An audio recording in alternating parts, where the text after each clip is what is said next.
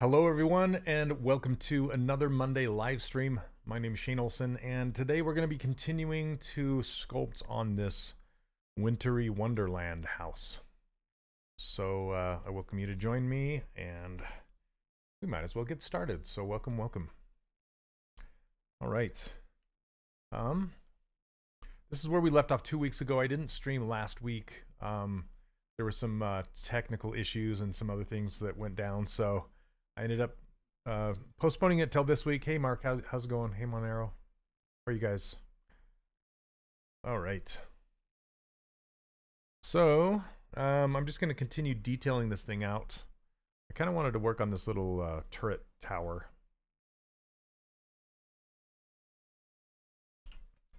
I'm trying to remember where I last left off. It's been a while. So, okay. I'm going to cut in some more edges on this tower so I can subdivide it down and then start to sculpt on these edges to make it look more like snow.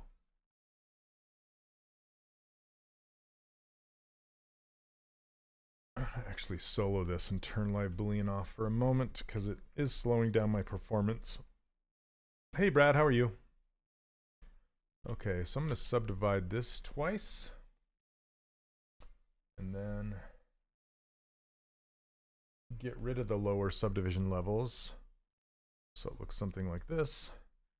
And then you'll notice you can see the wood from underneath, and not only is it the camera angle, but I also feel like there's a bit of a taper, a bit of an angle of the base coming down like that. So I'm going to take my inflate brush and just kind of pull the entire thing down a little bit. Just kind of get that angle. And I want it to look really organic. That's why I'm not paying too much attention to how precise I am, I guess. Because it's just this you kind of want to, when you're making CG stuff, computer graphics stuff, you want to stay away from the perfections, because the perfections is what makes it look like it was made in a computer. So the more organic you can get it, the more it looks man-made, or like a human made it rather than a machine. Yep, sometimes you want the warbles. Hey Kenya, how are you?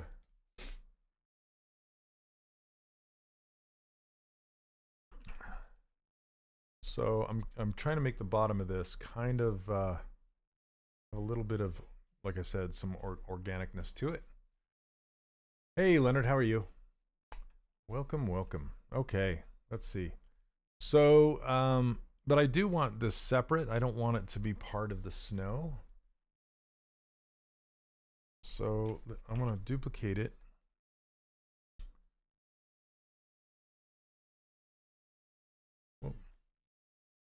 Okay, and then I just want to get rid of so basically what I'm working on is the wood stuff underneath. I'm trying to decide how I want to create that. Let's see. I got to think about it for a second. Yeah, I think I'm just going to lay just the wood planks and then just sculpt the snow going over the top of it. Like just physically put some wood planks in there with some cylinders like this. Whoops, that's not what I wanted to do. So I always do that on accident.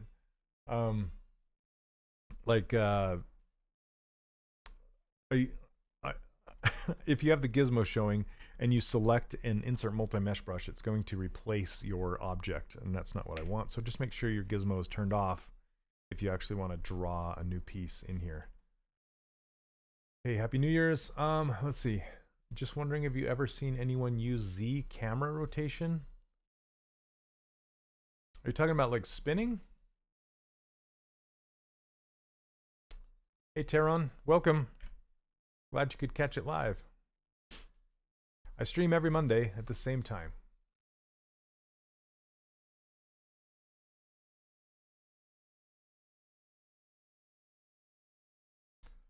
Okay, so I do want to taper these too.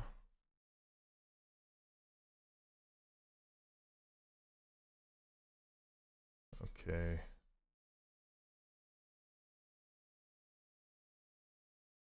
My thoughts go out to Neil today. You'll notice Neil's not here today. He's spending time with family. Going through a bit of a rough patch, so my thoughts are with you, Neil.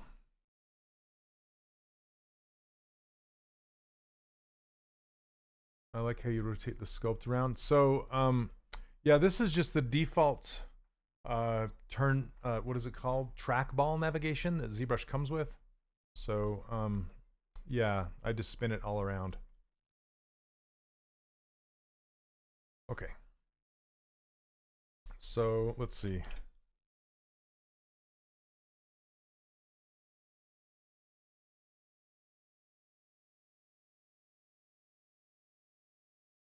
Just get a little bit of a taper on this guy.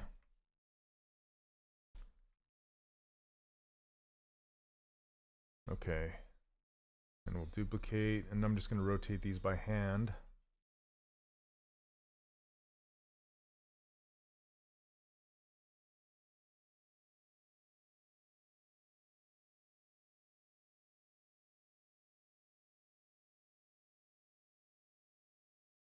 Yep, I'm sure if and when he watches this back, he'll love to hear it.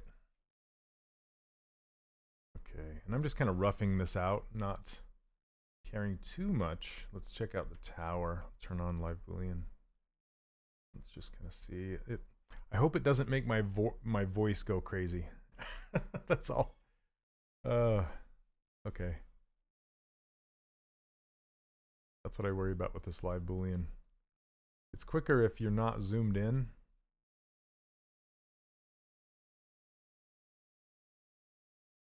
Okay, let's see. What do I want to do with this?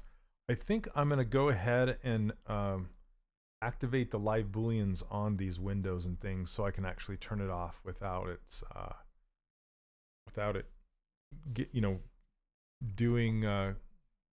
affecting the performance. That's what I'm trying to say. Okay, so I think I'm going to do that now. I do and I don't, because I don't think this window is ready to be live booleaned yet. If that makes any sense, because I might change the size of it, and if I like commit to it now, and same with the window here, see, you can tell it's already too high up the tower, and with live booleans I can just move that window and rescale it, resize it. That's the beauty of live booleans, right? Do you retopo and texture your characters and assets, or do you poly paint?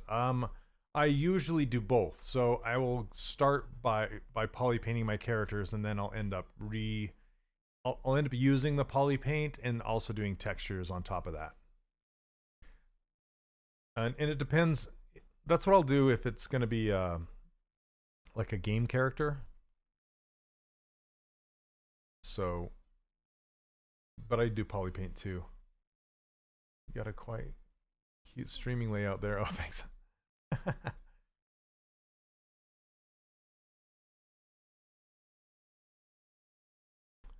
Okay, let's see. Hey, how's it going? Welcome, welcome. Well, where's my... Okay. If you ever, if your custom UI or your menus, if they ever not show up, you can always hit Restore Custom UI, and it'll bring your menus back. There we go. Because I need that auto groups. There we go.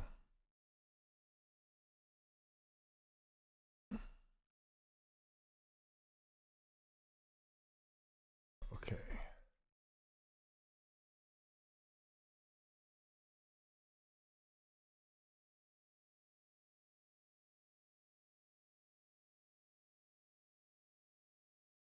Okay, I'm looking for my...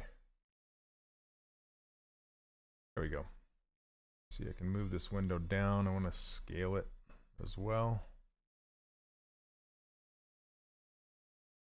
And this one.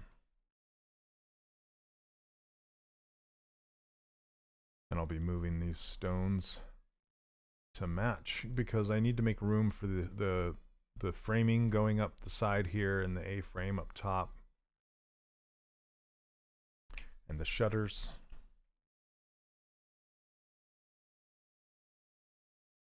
Hey, what's up, Eric?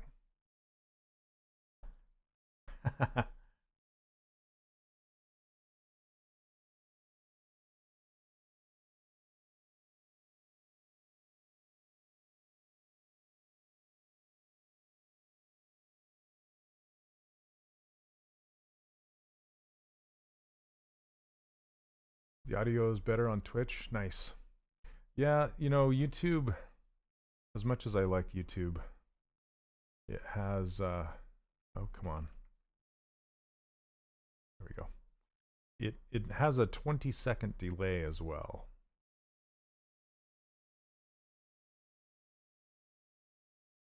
But it's where everybody is, and it gives people notifications, and people can search in YouTube. You know, they can find people in YouTube, and in Twitch, it doesn't really work that way. I wish it did.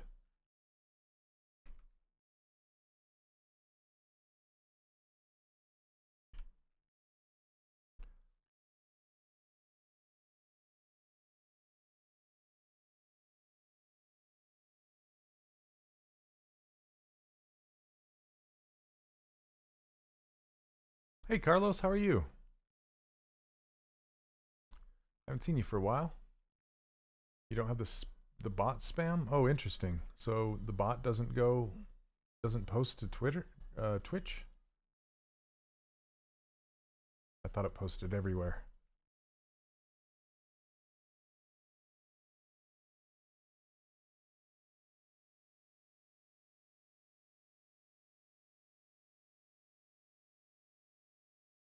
Again, I'm just trying to make these organic here. Yeah, gingerbread. Well, I started this in December when it was at the end of December when it was closer to Christmas, right? So I just thought I'd, you know, change it up a little bit and show that it is possible to do stuff like this in ZBrush, you know? Because a lot of people are like, oh, monsters and oh, hey, Ian. You hopped over to Twitch too. Yeah, again, it's a better viewing experience over on Twitch.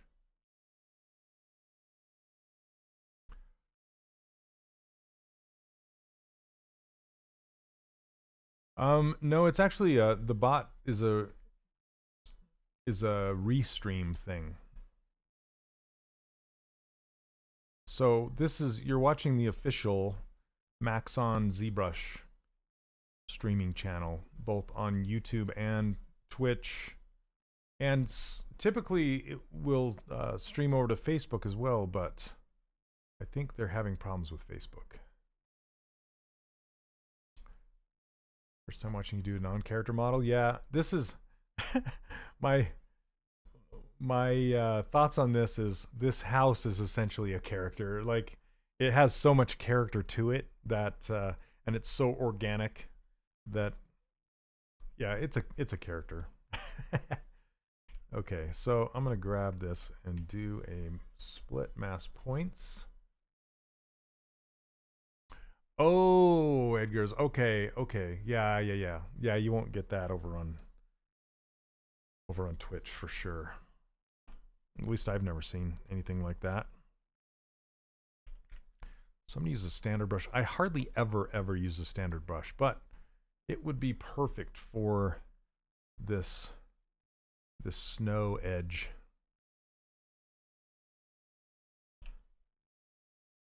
Smooth it on out. Yeah, Leonard.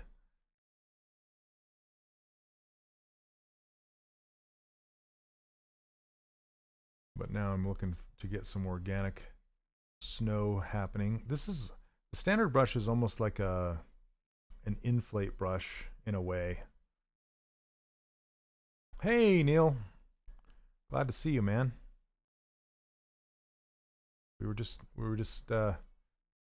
sending out our good vibes to you. Hope you're doing okay.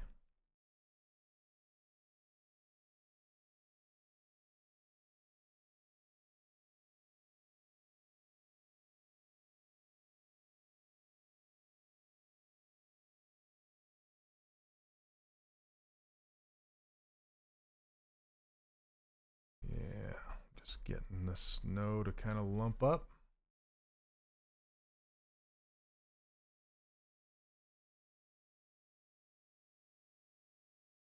Pedro, what?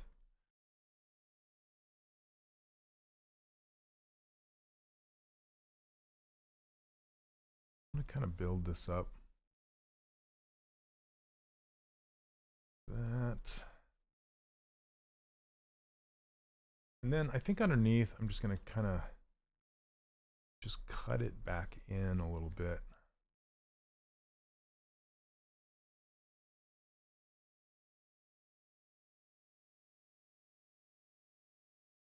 Be kind of fun to live in a cartoon house. Like those Mickey and Minnie houses at Toontown in Disneyland. Be kind of fun.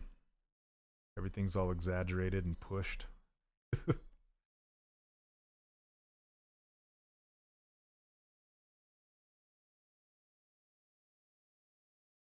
All right, now I'm going to pull the snow down so you can't really see the ends of these. Well, let me try something first. Yeah, that's what I thought.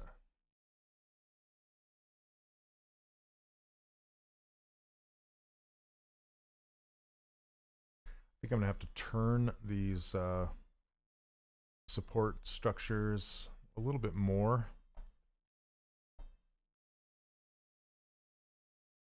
Okay. I have an Intuos Wacom. Want to know which one you're using, and if mine would suffice. Yes, any tablet is great. So I always suggest just whatever tablet you can afford is the best one. I'm using a Cintiq, an older, like 27-inch Cintiq. Whoop. Hold on, I'm gonna skip this song here. Like screaming in my ear. There we go. I did figure out what was making the sound be able to be heard in my stream, so I fixed that.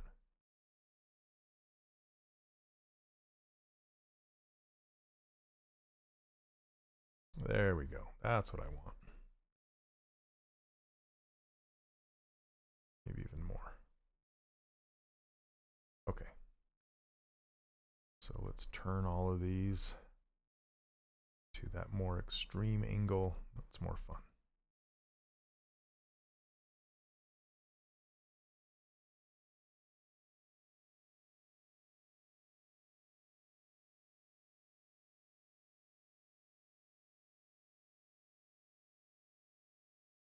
You know, it's nice to take a break once in a while from characters and just kind of see what's possible. Because, you know, as I keep telling my students, once you realize that everything that has mass in this world is essentially just a collection of shapes. And once you understand that, you can essentially create anything you want inside of ZBrush. It's just a bunch of cones and cylinders and whatever else. Greetings from Peru. Hello, Diego. Welcome, welcome. I hope you do more of these types of subjects, maybe a couple robots and spaceships. I did do a like a laser pistol once. You could probably find that if you look back in the archives.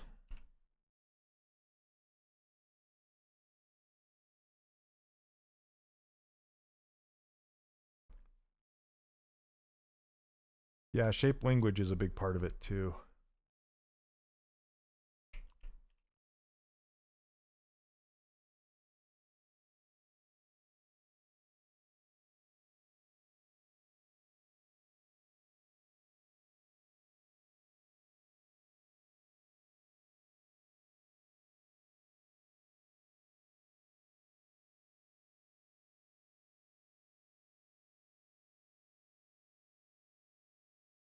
Okay, that's pretty fun. I think I do like how Mitch has designed kind of this roof. to be more like exposed up front, and it kind of is dropping down on the sides. Is there any book you recommend about the world and shit? Not well, yes. So any book by Preston Blair. That's where I learned it from. He was an old school animator that I think he worked. Didn't he work for Disney at one point? I know he worked at on Tom and Jerry and stuff. But he has these books on animation and on character creation, very simple cartoon characters, and he makes them all out of primitive shapes. And the reason they would do that back in the day is to keep their characters on model, it's called. Meaning to make their characters look like the characters from All Directions. Any point in upgrading drawing pads or from a pad to a screen? So this question comes up, I think, every week, and that's totally fine. My whole take on it is I just recommend not sculpting with a mouse. Just have pressure sensitivity any way you can get it. And it doesn't matter how good the tablet is as long as it has pressure sensitivity. Because a mouse, if you think about it, is a single click. It's either 0 or 100. There's no in between. So I can't get subtle pressure sensitivity with a mouse. Like if I want to, use an inflate brush and I just want a little bit, I would have to continually be adjusting my Z intensity if I'm going to be sculpting with a mouse, and that's not what I want to do. So the reason you would want a Cintiq is just for speed alone. That's all. Because with a tablet, there is a disconnect between you and the screen. But I used a tablet for a good 15 years of my career. And I only recently switched to a Cintiq in the last 7 years. So yeah, it's not necessary. It just makes you faster. It will not make you a better artist. Okay. So hopefully that answers your question.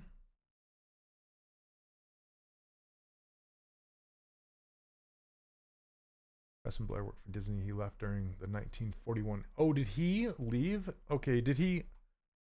Do you know where he went? I wonder if there's a Wikipedia on that guy somewhere. Because he didn't go with Don Bluth, did he? Or did he?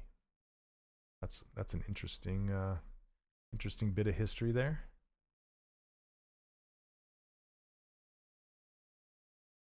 MGM? So, and that would be Tom and Jerry MGM, right?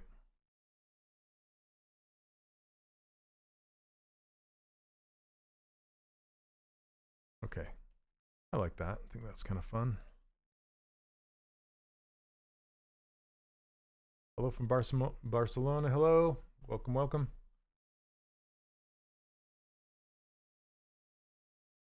Okay. Let's get some... I'm going to duplicate these stones over here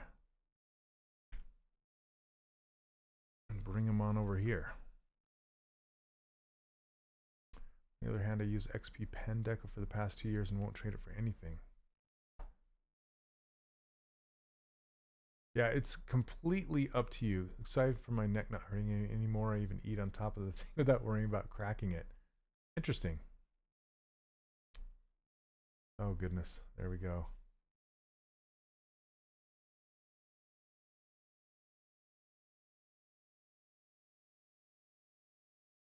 Okay. See you later. Oh. I know, right, Leonard? There it is. There's every stream, it seems like. And I think it's showing up on every single stream. It doesn't matter how popular it is. Like, I don't know how they're being able... Do they just find streamers that are just live at the moment and just spam it, or what? I don't understand. Because, yeah, I was streaming to not very many people, and boom, there's a bot.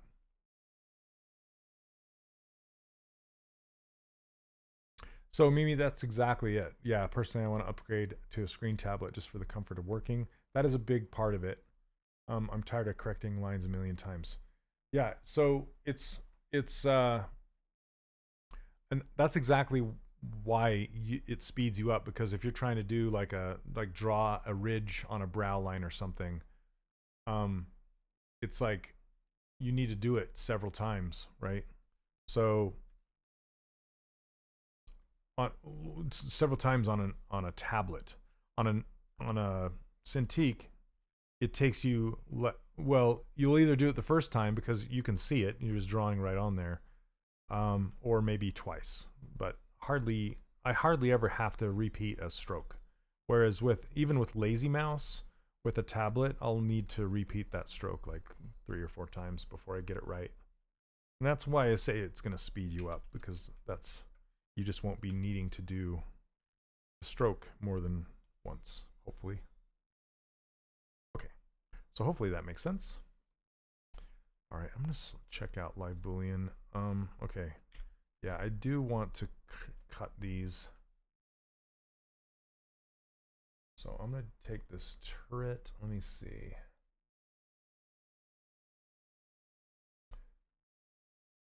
So, okay, I got this base right here, right? And basically it's cutting out all this Live Boolean stuff right now.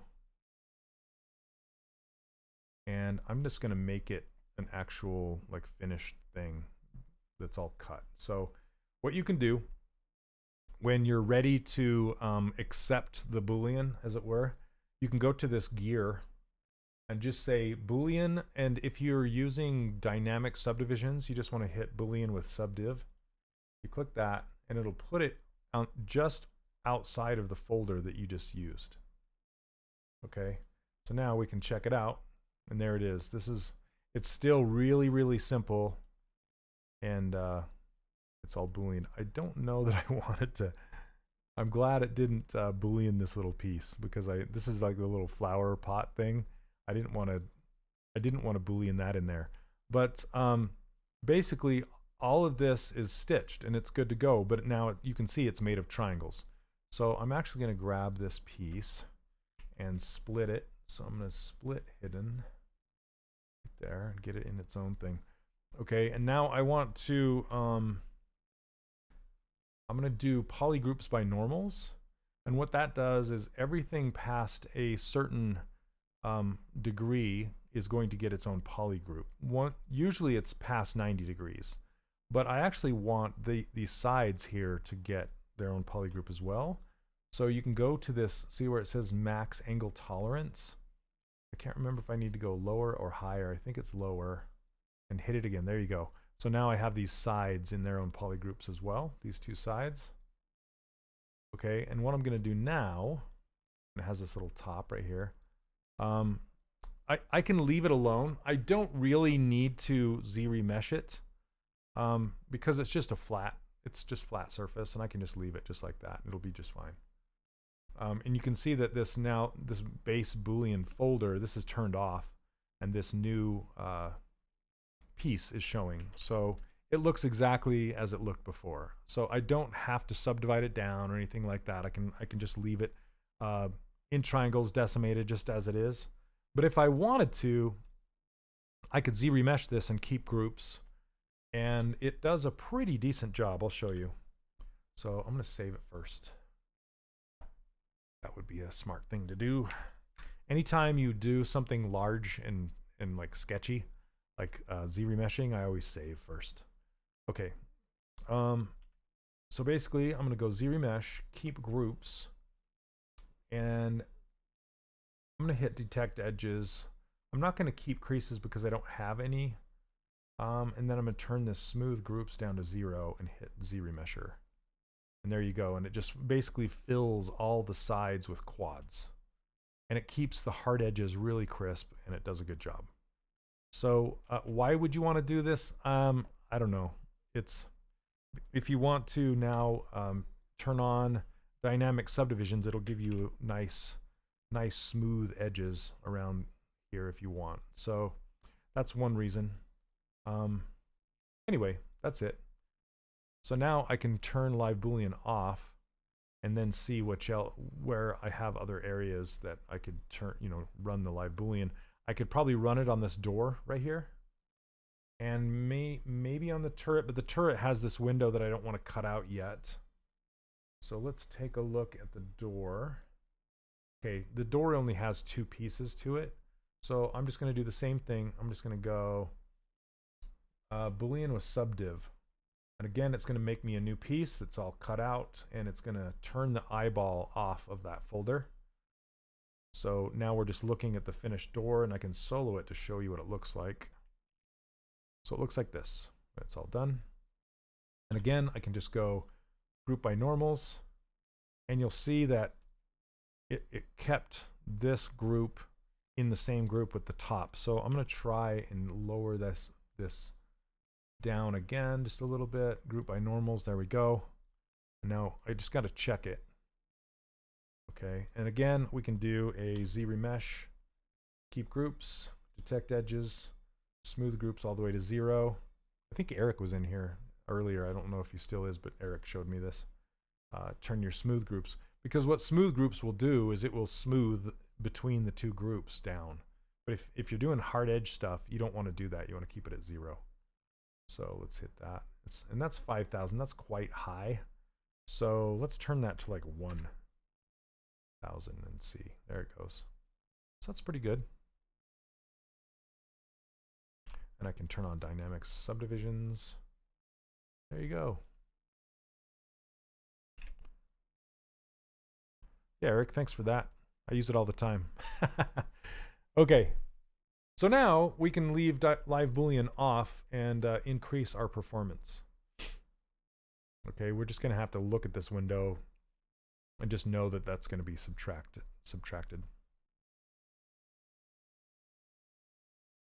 Okay, let's keep going here. I think I'm going to put the frame. Every time I say frame, I think of the Burbs. When there's, if you remember the Burbs, such a great movie. Anyway, there's this creepy guy in the Burbs, and one of the ladies is commenting on a picture in there. She's like, "Oh, that's a nice picture. Who's that?" And the guy's like, "I don't know. It came with the frame." But just the way he said it, it's like, came with the frame. Just, if any of you guys remember that, or I'm just blowing smoke, I don't know. It's just a funny moment.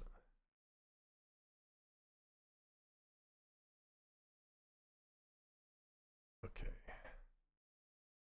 gotta watch that show again.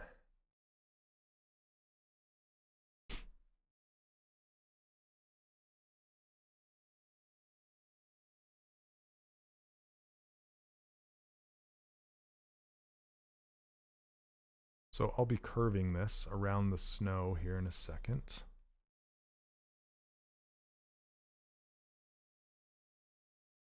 Let's see.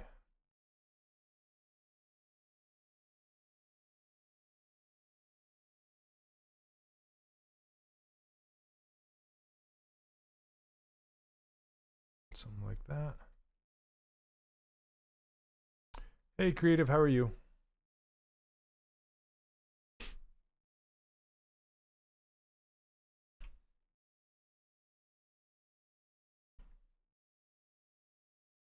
Okay, so I'm going to use ZModeler and just cut in a loop right here. And then grab it and pull it down so it bends. I have dynamic subdivision turned on. That's why it's kind of nicely bending. I'm actually going to turn this up.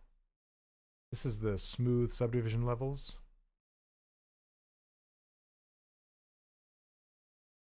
Okay. So maybe not that far.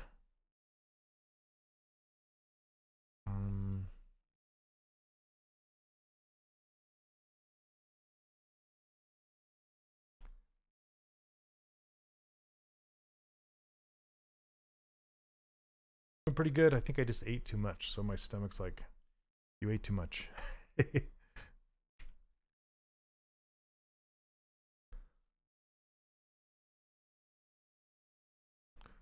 Okay, I'm just going to duplicate this.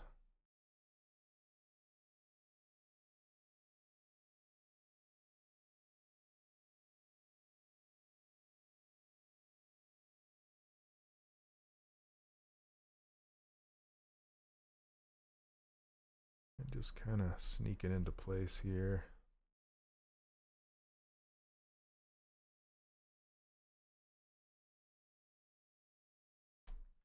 Brother hasn't met my girlfriend yet. He saw her picture and he said, "You should take the fake picture out of the frame." He was extremely embarrassed when she walked in. That's the best story I've heard. Oh, no way. So you're saying his girlfriend looked like a Sears model? Oh, that is funny.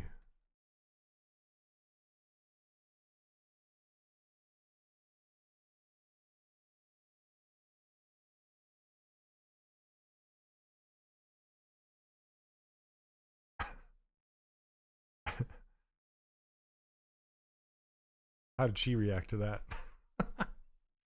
That's just hilarious.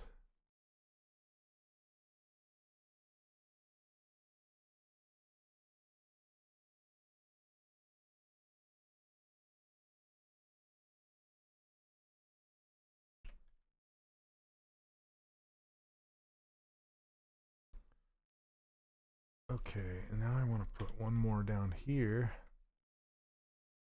That's too funny. How could you not laugh at that?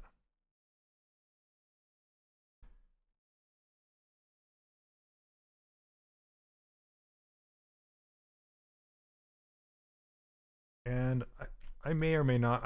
I was thinking about like stitching this stuff together, you know, at the joints, but there's kind of a fun little handmade look to it. Looks like wood overlapping each other and stuff, so might just leave them.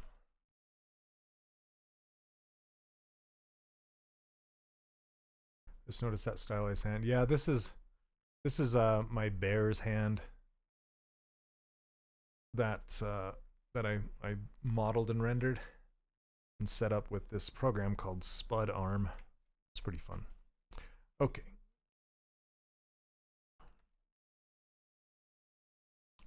So let's detail out this snow.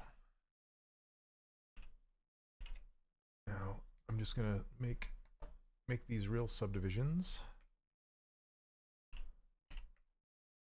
Okay, that should be enough.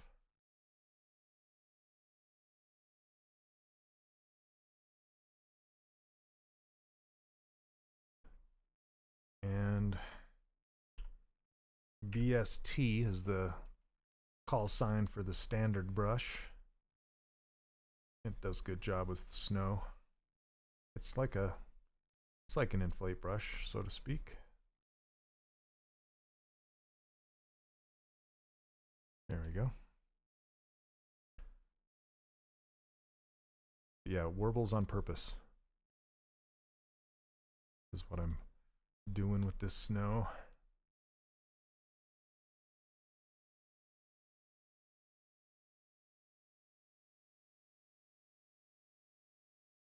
For once. Usually I'm like completely adamant about no warbles.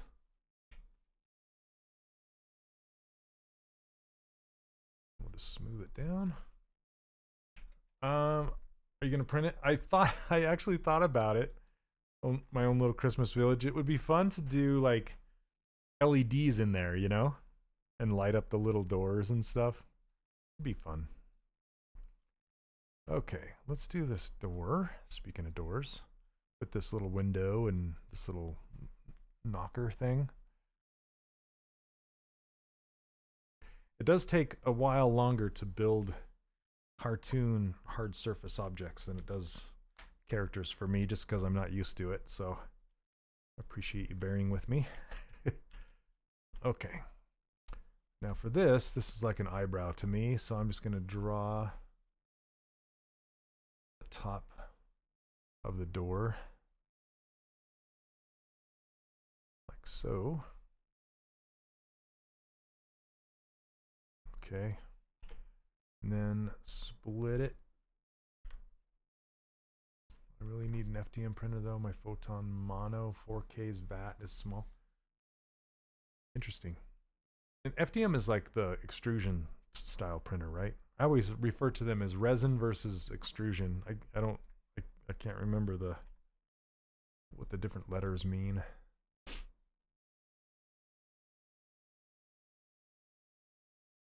Okay, so I just want to add an edge to this. And we'll add one to the back too. Okay. That works.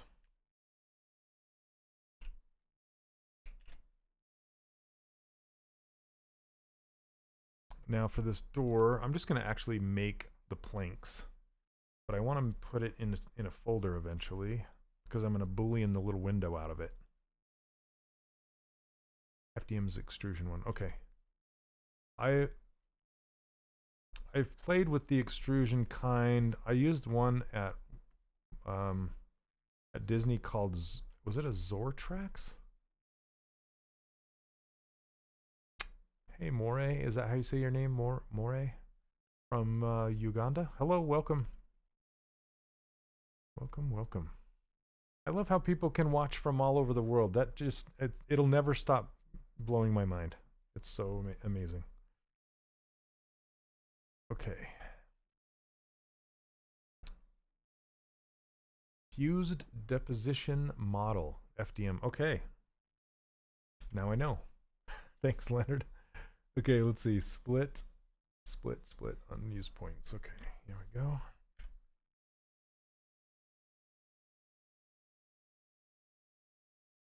Zortrax M200. Very simple to use. Yep, that's the one, Frederick.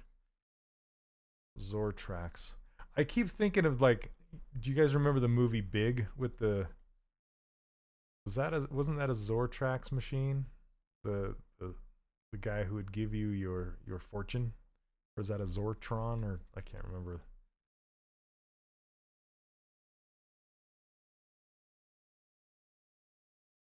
Zoltran. There you go. Close, right? Close. Let's see how I can get confused. Zoltan? Zoltan. I think you're right, Mark. Zoltan. Zolt. I want to say Zoltar. I want to say Zoltar. I gotta look it up.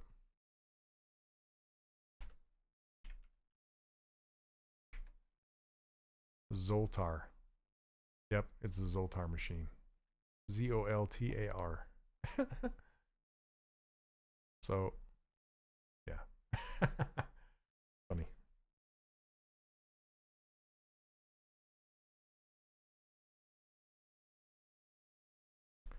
So not Zortrax, Zoltar. Oh man. The things you remember, the things your brain doesn't keep, you know? Like it starts with a Z. What is it?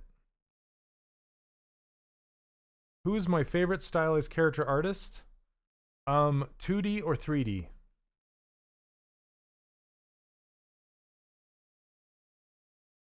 My favorite 3D stylized sculptor is Gabriel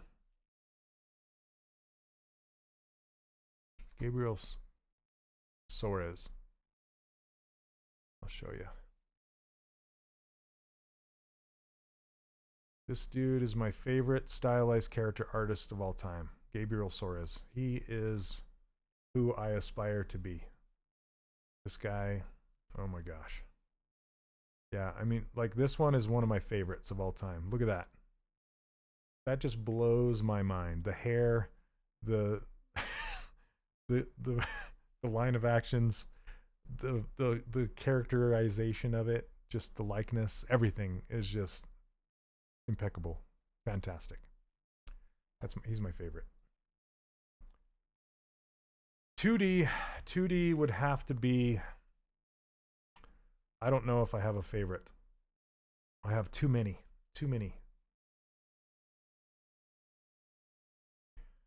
Let me think. My My favorite. Oh my gosh. I have to say Shane Glines is up there. Johannes Helgeson is up there.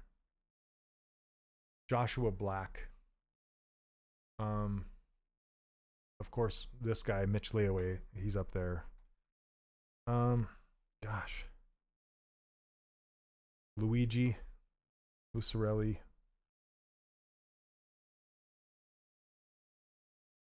I have too many 2D artists that are, yeah, they're just fantastic. Sakaki Koro sculpts. Yeah, he's another streamer on here. I call him SK. I met him at the ZBrush Summit a while ago. He's a phenomenal artist. Flip these around. I can't. No can do. I'll just rotate them.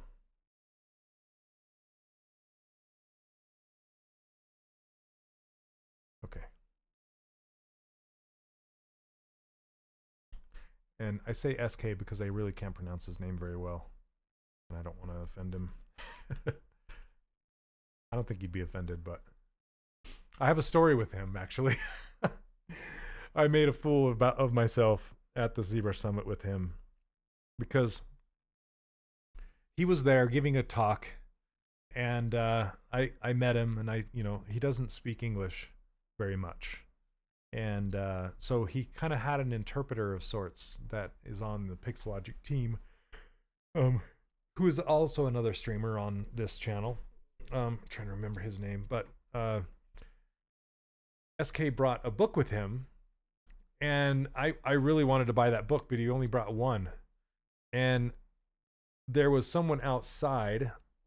There were vendors outside. So the ZBrush Summit in the past has been held at the Noman Workshop in Hollywood, and outside they have occasionally they have vendors. Yeah, dude, that girl with the cat is absolutely fantastic. It's one of his best. It's so good. So good. Anyway, so there's vendors out front, and one of them was a vendor for books. And I noticed that there was this book, and to me, it looked exactly like his book. It had orange on the cover. It had an anime style figurine, just like his stuff, full of a bunch of Japanese text. And I thought it was his book, and I'm like, well, I'll just buy it from these guys, and then I'll have him sign it, right? And I bought it, and I had him sign it, and it wasn't his book.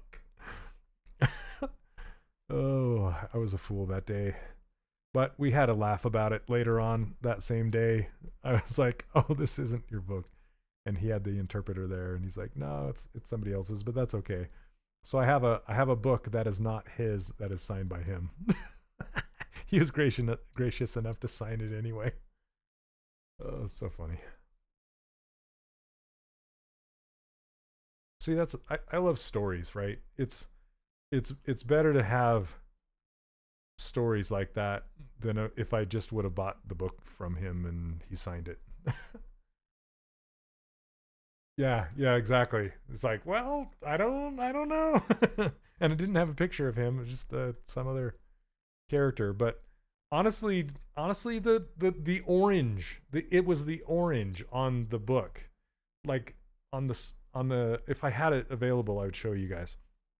And the book is great that I bought. That wasn't his, but it was full of really nice stylized anime characters, female characters. It was just full of great stuff. And so, I mean, it could have been his book really easily.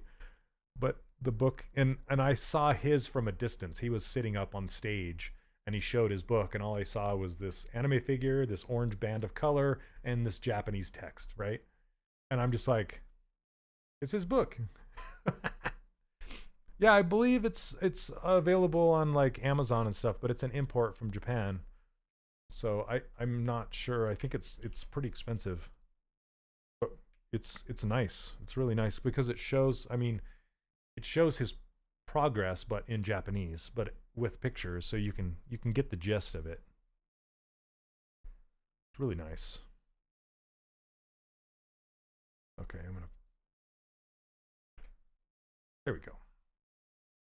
Yeah, right, Leonard. It makes stories make it better. Embarrassing, even though it was embarrassing story. Hopefully, it's I have another embarrassing story, kind of like similar at Comic-Con. Um, if you guys know who J. Scott Campbell is, he's a comic book artist that draws like Danger Girl, and I've been a huge fan of his work since I was, in my first game job back in the '90s. I've been a fan of his for a long, long time, and I became friends with this guy named David Igo. And David Igo also teaches at Noman, and he worked at Sideshow Collectibles forever and ever and ever. And we became friends, and he introduced me. He's like, "Yeah, I know J. Scott Campbell. You want me to introduce you to him?" And I'm like, "Yeah, that'd be great." I was like, I was fanboying out. This was at the Lightbox Expo, and he's like, "Hey, J. Scott Campbell, this is Sean." I'm like, "Hi, my name's Shane." and David was like, he was so embarrassed that he got my name wrong. He's like, "Oh, I mean, this is," and now it's a running joke. So I always call him like Dan instead of Dave or David. It's like, "Hey, what's up, Dan?" I always call him the wrong name. So we kind of turned it into this running joke. PST. There we go. Oh, come on. No, that's not what I wanted.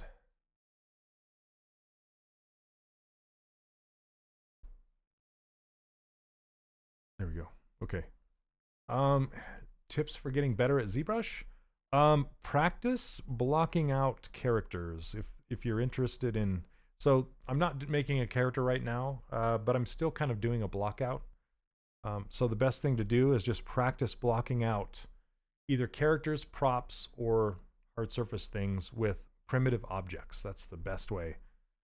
And that's really the best way to get good at sculpting in general. Okay, I'm actually going to apply this.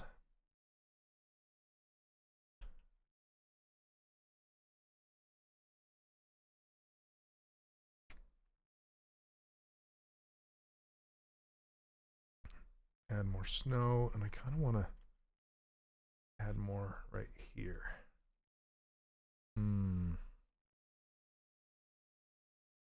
Yeah, inflate's the way to go in this one, though.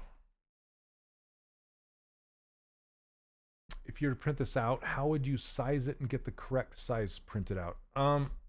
So basically, I have a ruler, and you can get this ruler file right now from my website, 3dcharacterworkshop.com.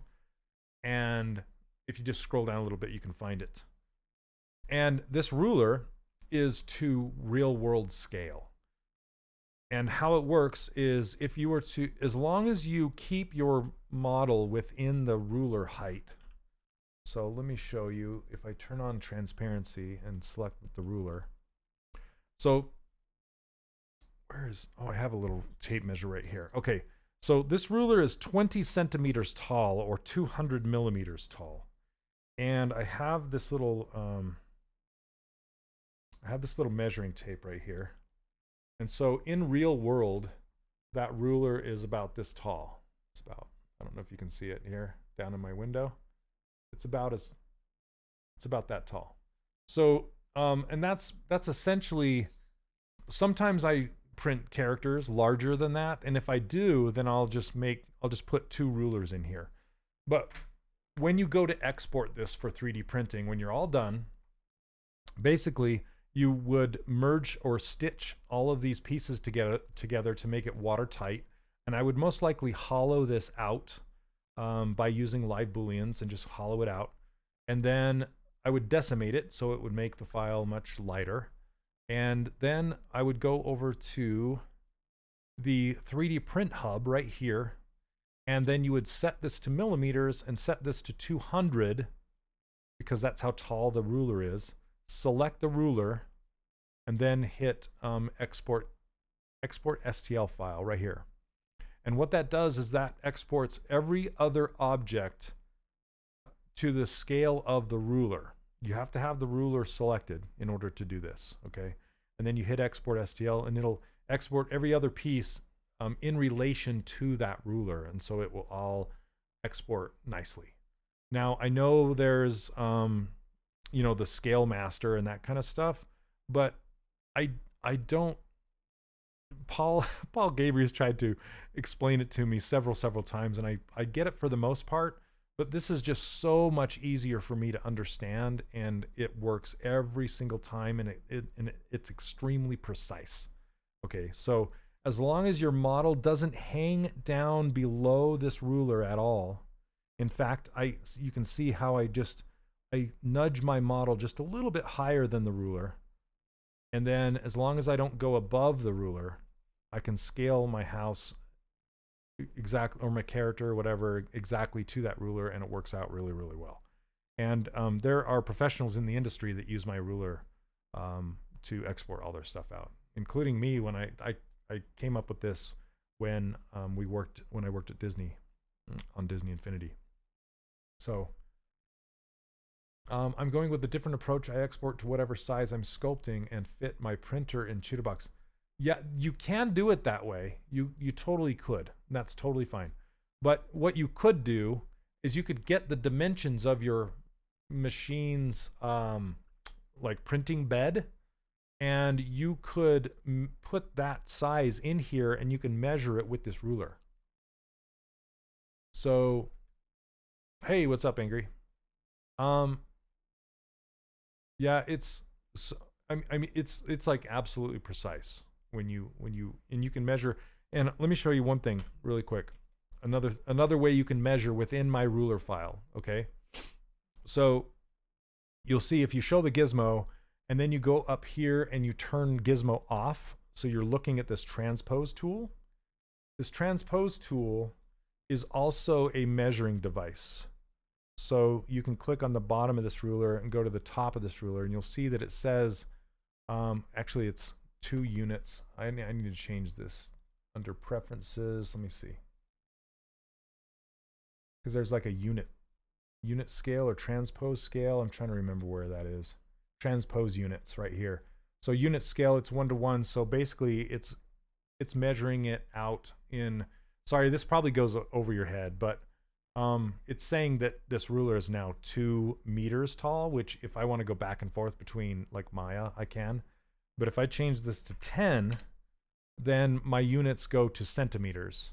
If I change this to 100, then my units go to millimeters. And you can see now in the units up here, it's 199.998. And that's essentially 200 millimeters, right? So if you zoom in, you'll see the ticks. Every single tick on here is a millimeter. So you can measure stuff. Like if I wanted to measure my house now and I wanted to see how thick something was, I could take this transpose line. Whoops, come on. Why are you not drawing? Anyway, I can move it here, move this over here, and I can eyeball the point here to the point here, and it says it's 7.9 units. So that's 8 millimeters thick, essentially. So it will print out in real world space 8 millimeters thick. So I can measure my stuff. And there are limitations on, like if you watch the thing with, if you pay attention to, or if you watch the Brian Beatty interview with ZBrush, he talks about tolerances and things a lot, and that's what he was talking about, measuring thicknesses of things, and that's how you can do it with the transpose tool. So hopefully that makes sense. Yeah, it can be a measuring tool.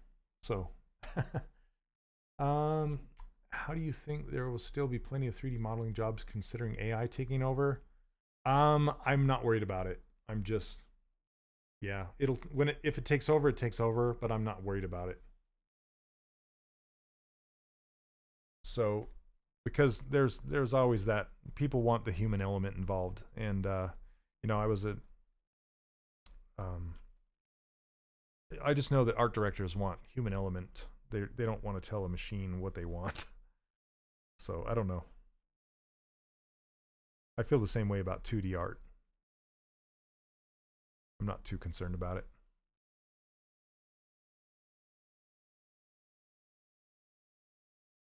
Okay. So I'm going to put the little round window in here.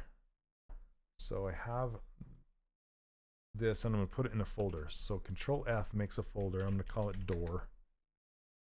Because anything I Boolean, like I said last week, anything I Boolean, I like to keep in a folder. It's just easier to manage that way. And then I can go grab a cylinder and just kind of drag it out like this. And split to unmasked points, and when I do, it keeps it in the same folder, and I can turn it to a negative. It won't cut it yet until I turn on live Boolean, but I can make it, whoops, I need to go arrow down to it, make it narrow, center it better, larger. And it doesn't matter what shape it is as far as like, you know, how far in I want to cut it. So if I were to hollow this out, I could push this all the way through and meet up with the interior that's been hollowed out, so I can run an LED up to the window, and I could like put a little piece of cellophane in that little window if I wanted to, and yeah, it'd be kind of fun. So now if I turn live Boolean on, yeah, it should get cut out there, just like that. But since it is in the folder just with that door, it's only cutting out the door. It's not cutting out what's behind it. If I wanted it to cut out what's behind it, I would have to grab that piece, which is here, and put it in the folder with it. And now it'll cut it out of there. That's how you can manage what gets cut and what doesn't, is what's in the folder. And I always put my cut tools at the bottom of the stack inside the folder, and the things I want it to cut from up above it, if that makes sense. So, and what's really cool about this is you can even do it with color. There were art directors that we called art indicators. They couldn't tell you what they wanted, but they could tell you when they liked something. Yep, art indicators. That's funny. That's really funny. So, you know, I'm actually kind of, I have to say, there's a bit of excitement that comes with the AI stuff, because I also feel like AI would come up with things that no human brain would ever think of, you know, and you're already seeing it, like, and that's exciting to me, just because it gives you like a point of reference if you want to, you know, have an idea starter. Anyway, yeah, it's somewhat exciting to me, but as far as like the threat of it, I don't know yet. I want to hold my opinion till later. Okay, I'm gonna grab this. Just like with like crypto and NFTs and all that kind of stuff, I just didn't get involved with it. I'm like, it's just kind of it feels faddish, like lens flares, you know. I wonder if like AI art's gonna all start looking the same, and so you can immediately tell if it was created that way. So kind of like if a material is created with substance, you can tell, because it all starts looking the same, because everybody uses the same techniques. Okay, I'm just going to turn live Boolean off for a second. Today I used painting AI to get some ideas on clothing for the character. Exactly. It's a reference generator, you know. That's kind of how I look at it, and it's exciting that way, in my opinion, as a reference generator. Okay, I'm gonna do, I really like the shape of these blocks around this window, and I want to redo these blocks to be kind of like that, and then I'll duplicate it over to this side. Yeah, because I just kind of threw these in there at the last minute during the last stream, so I need to readjust them.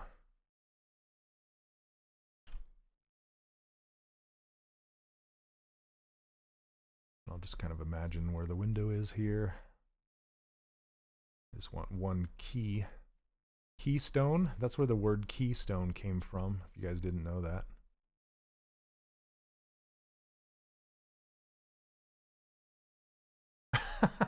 Yeah, Leonard, right?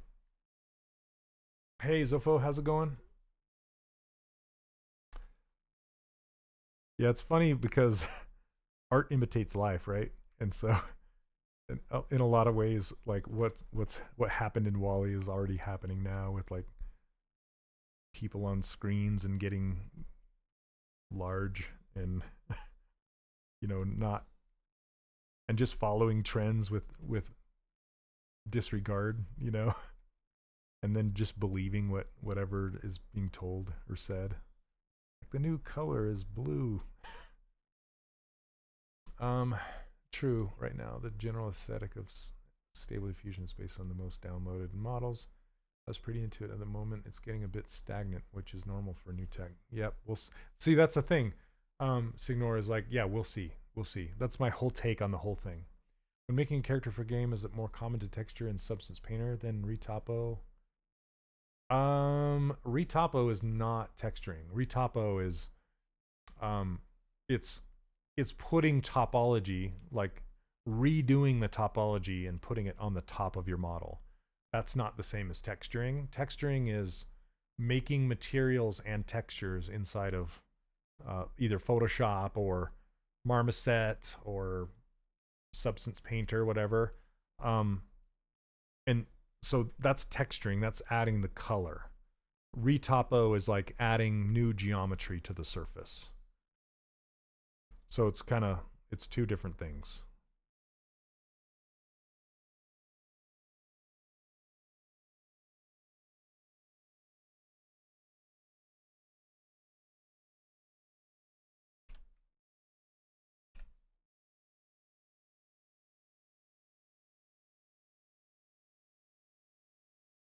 Nice to see you doing some hard surface. Yeah, hey, what's up, Murphy? How you doing? So which one goes first in the pipeline? Okay, so how it works, just a really high level idea or whatever way to go is, it used to be, I'll just tell you, it used to be you would start with a cube and then you would start like a simple box. It's called box modeling. You would start with a box and then you would extrude faces out and adjust the points in space until it made your character. That's how I did my characters. That's how I built my characters for a good, the first 15 years of my career. And then ZBrush came along with digital sculpting, and now everything is extremely high resolution. And the face counts are in the millions, and game engines cannot handle millions of polygons like that. So what you need to do is you need to retopologize. That's what retopo stands for. You have to make your million poly model into something that a game engine can use. So you have to basically by hand redraw on the topology. There's a really great tool for iPad called Cozy Blanket that I've been enjoying a lot lately. Maya with the quad draw is absolutely fantastic for doing that. And so that's the next step, is you have your high resolution model, then you draw the topology on the top, and then you do UVs, which is like you are describing how the texture is going to be applied to the model. It's almost like taking a cereal box and unfolding it flat so you can print on it, right? That's kind of how UVs work. So you're basically unwrapping the model so you can put textures on it. And then texturing is the art of putting the color and the materials on the surface of those UVs, which will then get wrapped onto the model. So there you go. Okay. Hopefully that helps. It can be confusing for sure.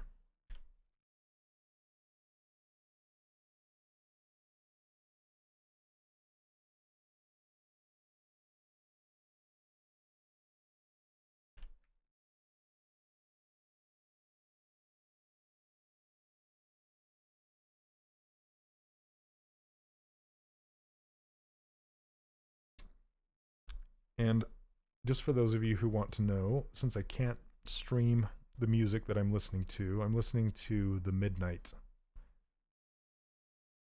And it's like a retro synth band, and they love them.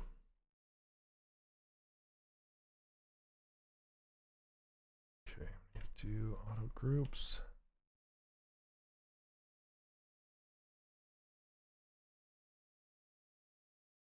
It reminds me of 80s synth, but it's new and fresh.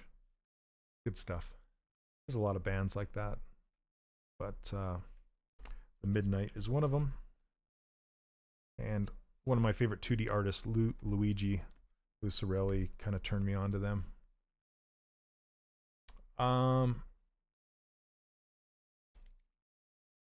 a favorite game soundtrack? Yeah, I love The Witcher, and I love Mass Effect. Both of those are really, really good soundtracks. How often are you retopologizing in your professional line of work? For every character, or is there both, Murphy? So for example, on Disney Infinity, we started out doing it all in-house by hand, but us having to make toys at the same time as making game characters, we ended up outsourcing quite a bit of the game model itself. So sometimes there are departments for it, but most of the time, if you're a character artist, you're doing your own retopology and your own textures. But in film, there's a whole department called look dev. It's look development. And they do like the hair and the cloth and all that stuff, and they do all the materials. And so in film, as a character artist, you typically don't do the surface stuff. But you may do the UVs, but the look dev person might end up redoing your UVs if they don't like the way you did it, or it doesn't work like they want it to.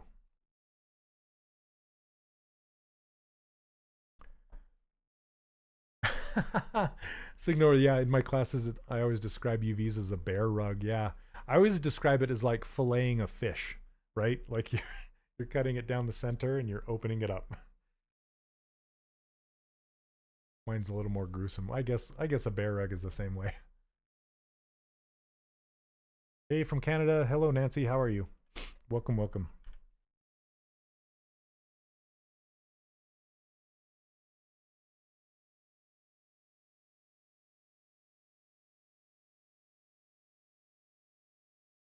But why did it do that? There we go. I need to put this down so I can put some snow on the top of it.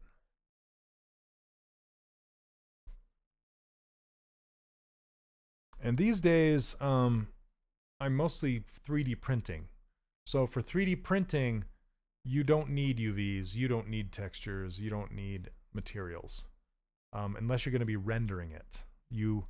But what I usually like to do is just poly paint it and then push it over to a renderer. And as you saw with the latest live stream with ZBrush, they're talking about bringing Redshift into ZBrush, and it's super duper exciting to have the renderer right here. So you don't have to push it anywhere. You can just render it out in ZBrush and then send it over to your 3D printer and you're good to go.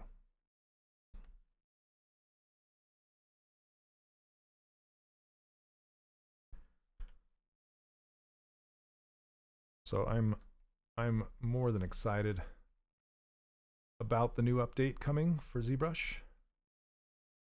You're very new to ZBrush? Well, welcome. It's a wonderful journey. It's a lot of fun.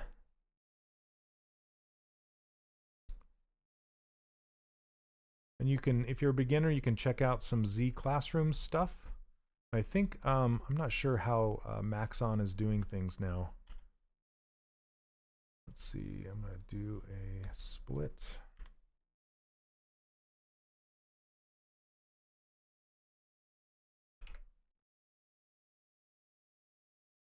Do any of you know, is Z Classroom still a thing? Is there a feature that you would really like to see in new iteration of ZBrush? Honestly, I don't know of anything that I would want beyond what it's currently capable of. I mean, there's a few bells and whistle things, but Yeah, nothing that really stands out.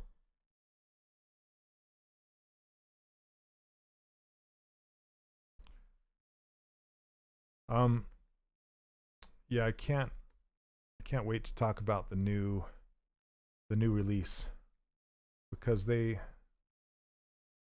can't talk about it yet. um, they sort of swapped it, and there's a new classroom series. Oh, okay, cool, thanks. So you can check that out, Nancy, or if you want, and I don't know if you start to try it and you like it, I actually teach an online course called the 3D Character Workshop, and I teach how to make stylized characters with ZBrush in there, and it starts from your first day in ZBrush all the way to advanced.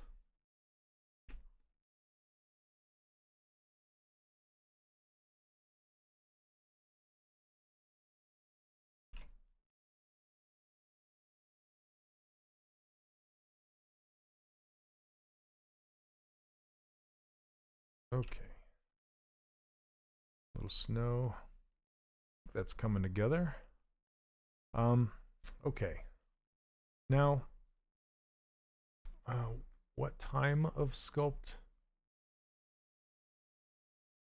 Do you mean, Jagar, do you mean what type of sculpt should you make to get a decent job?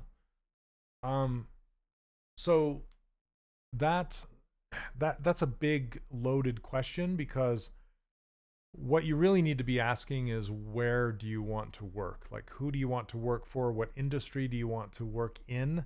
And what types of characters or things do you want to do? It's so broad that basically you need to go, okay, do I want to work in characters? If I work in characters, do I want to work in television, film, or games? Or do I want to work in toys and collectibles? Do I want to make realistic characters? There's so many questions, so many questions. Do you want to work in furniture? Do you want to work in props? Do you want to work in environments? It's like, it's huge. It's huge. So if you choose, like you just said, as an asset artist for games and movies, so if you want to make assets like props and stuff for films and games, you kind of need to choose a path, either games or film, because there are two different ways of making those things. Like in games, you need to know how to make normal maps, and you need to know how to do the retopology because it's different than for film. You need to keep it in all quads and use subdivisions and UDIMs, and I can't get into it during the stream, but just know that those two paths are different. So if that's what you want to do, then that's what you need to put in your portfolio. You need to put assets for games in your portfolio. So you need to go find some assets in the style that you want to make them, and then learn how to make it that way, and then put those in your portfolio. If that makes sense. Every time you talk about your 3D character workshop, my eyes shine. That course is a game changer, not just for stylized characters. If you struggle with the basics of ZBrush, just buy it. Thank you so much. I really appreciate that. Yeah, sure. I've had a perpetual license for ZBrush for a long time. Can I get the new release when it comes out, or did that? I think if it's a point release, I think you need to either pay for the upgrade or pay for a subscription, if I'm not mistaken. If it's like just for example, if it's a 1.3, 1.4, 1. If it's that kind of release, then that is free. But if it changes to like 2.0, then you need to pay for that big upgrade. And I'm not sure if I don't know if this is the yearly upgrade or a point release. So if it's the yearly, then yeah. Okay, let's see. Let me get. I think I do want to cut the windows into these pieces now. See where we're at.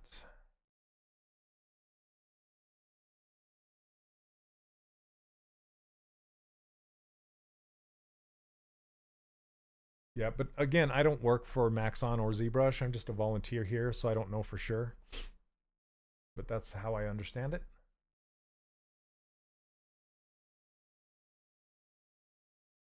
but redshift inside of ZBrush is a pretty huge deal.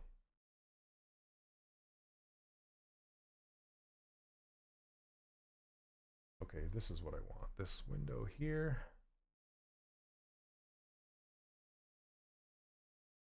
Save out of version. Sorry, I gotta focus for a second.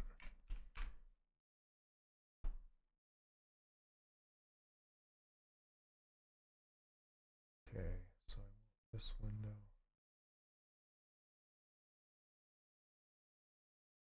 I'm gonna delete all. Okay. And then put this in a new folder.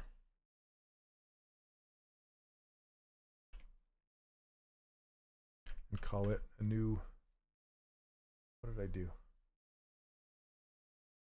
Folder. New base with the new window. Cutting out. There we go.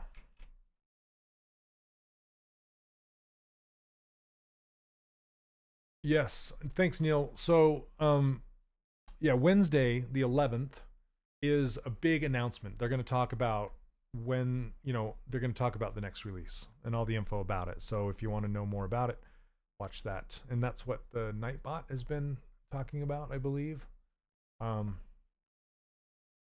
So they'll tell you more about all of that stuff Wednesday.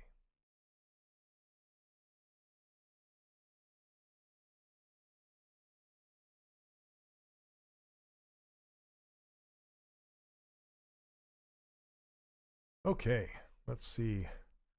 Now with these bricks in this window, see the beauty of live Boolean, okay, is it's live. Like here, I want this window. So you can see how this cutout, I want it to overlap those stones, so the stones kind of overlap onto the inside of this window cutout. And rather than like nudging the stones inward, I want to increase the window size and make it go outwards. But you can kind of see how this window bows out just a little bit here. This one's straighter over on this side, but this one bows. I think it has more character if it's bowing out a little bit. So I'm just going to solo this and add one more cut in the middle here. Insert edge. And then just grab my gizmo, center it, and then scale it out. Just kind of poke that belly out a little bit more. There we go.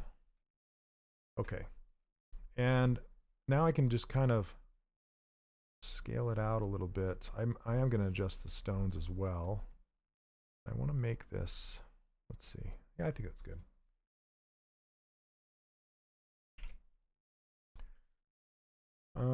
There's a weird thing going on with the reminders. It says it's sold out.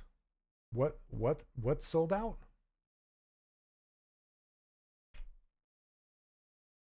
It's saying the announcement on Wednesday is sold out? That's weird because it can't sell out. It's a digital stream, live stream.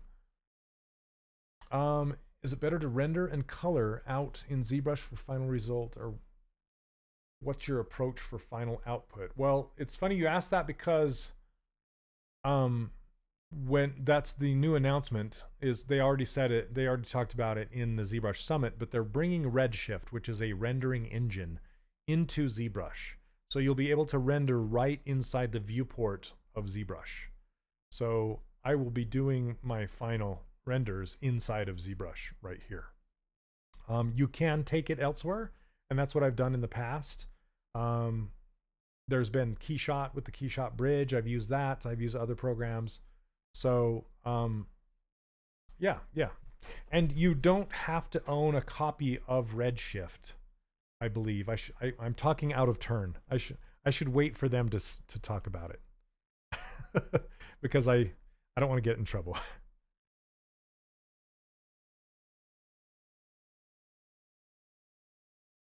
Yes, I'm super excited for Redshift to be coming to be right inside of ZBrush.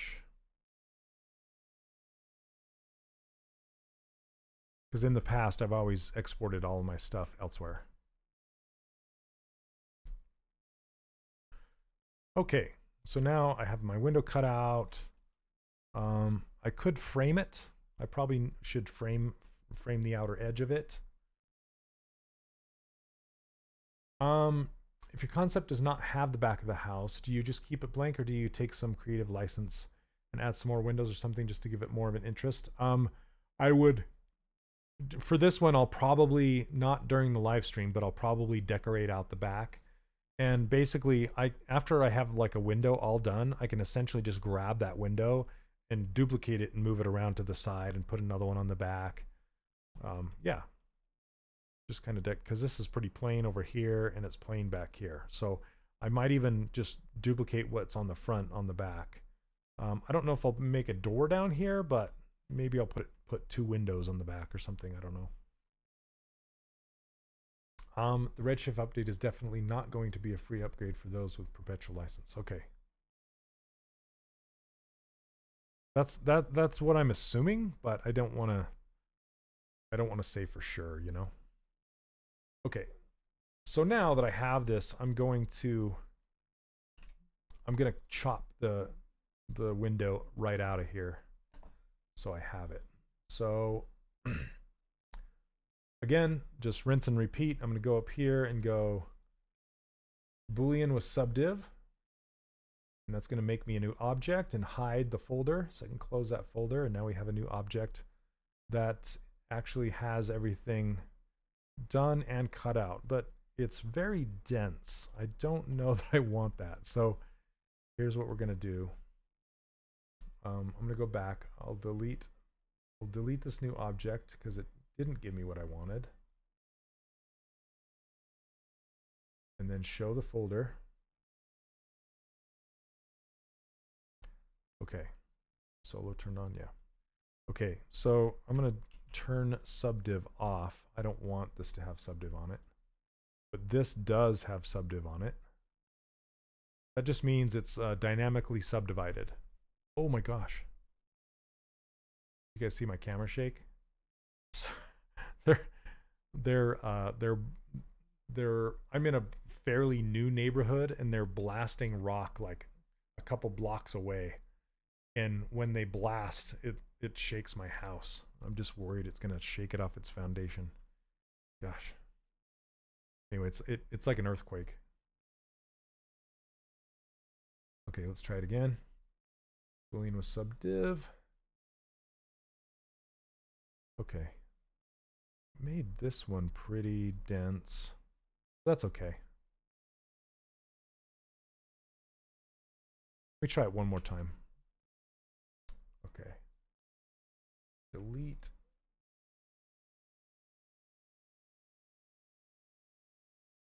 Sorry, just this is some of the troubleshooting you might have to do yourself. So let's see. I'm just gonna turn subdiv off and not do it with subdiv and see what it gives me. So I'm not gonna use subdiv. I'm just gonna say Boolean folder. Look at it. It's quite low. Were you at Disney when they were putting in the parking structure? So Leonard, I'd never worked at Glendale. I was in Utah. So Disney purchased a pre-existing game studio, and that's where I worked. Okay, so now that this is all like this, I can go again, group by normals, and hopefully it gives me, yeah, I'm just looking to see it, make sure that purple made it all the way up and around the top and back down the other side, and the back is a different color and the bottom's a different color. Okay, and now that I have this, actually it didn't capture the sides of this house again. So again, I'm gonna turn down the group by normal max angle, hit it again. See, now it's that's what I was worried about, splitting this house into different poly groups, which I don't want, but it did capture the sides. So it's just kind of a fine-tuning thing. So that's at 15. Let's go up a little bit. Okay, that did it. So now this is all captured in one, and I got the walls too. Doesn't look like I caught this one though. Let's try one more time with, let's see, what are we at? 27. Let's type in 25. Okay. Looks like just the tippy top missed. So what I can do now is just isolate. There. Do that again. Just isolate these two by themselves. Hit Control W, put them in the same group. Oh, they were pile driving piers, and it was vibrating our monitors every time it struck. Oh, we all ended up motion sick. Oh man, that would suck. Yeesh. Okay. So now that I have all these in poly groups, I'm going to do a ZRemesh on it. Keep groups, protect edges, smooth group 0. Let's keep it at 5, ZRemesh that puppy. There we go. So it looks like it kept everything else and just redid the window, which is fine. All right. So now we can turn live boolean off, and we'll continue to work on this window. And that sounds crappy, Leonard. Okay, so now I can do, I'm going to start building out the cross members inside the window, and maybe make a frame. Okay, let me look at, see what this looks like. Okay, so sometimes a good reason to ZRemesh is so you can use the geometry that it gives you. See, before the geometry was all triangulated, if you recall, and now it's all quad, and it's really nice and even. So I can actually steal the geometry from this, and I'll show you. I'll make a window frame out of exactly what it gave me right here. So I'm going to duplicate this, and then I'll grab this select lasso, and then hold down Control plus Shift and hover over an edge, click it, and it will hide that ring, and then click on this one, it'll hide that ring, and then Control Shift drag in the viewport, and it will invert that selection. Let me turn on double so you can see it better. So now all I have is this, and then I can go delete hidden, and it will, whoops, that's not what I wanted to do. I hit close holes accidentally. Delete hidden, and now I have this geometry, which is perfect because now I can put it all in its own poly group, and then I can extrude it with ZModeler. I'm just trying to think if I want to extrude it out or inward, but we'll see. I'm going to do okay, you want to be on face, extrude, polygroup all. And I think when I bring it in, yeah, there you go. Sweet. Boom. Peter's Animation, welcome. How's it going? It went on for months. Oh, man. They should have given you hazard pay. Okay, so now we have a fun little window frame that we can color brown if we want, or, you know, wood. So that works out. And now we can put the cross members in. Just grab, let's do it with a cube, I think. I was thinking about doing it with cylinders, but I'll just do it with a cube. And split unmasked points. And we'll just scale this on up. It's a little too thick. There we go. There's our first one. And then you just hold down Control and you can duplicate off a cube.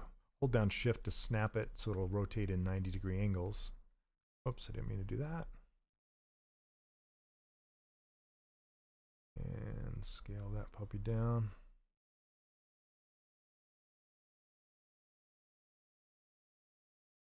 And Control W to put it in its own poly group. And then Control Shift duplicate again. Now we have cross members. I'm going to put, let's put the, let's see. just want to put this one in front of the other two just a little bit. This one's a little too far forward. There we go, just to make a match.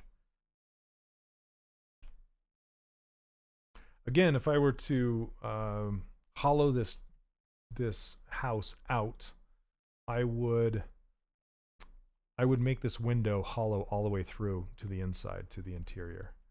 And one thing you could do to hollow it out is to use this old piece before it has the window in it, and just kind of scale it down on its normals, and that would act as a way to hollow it out.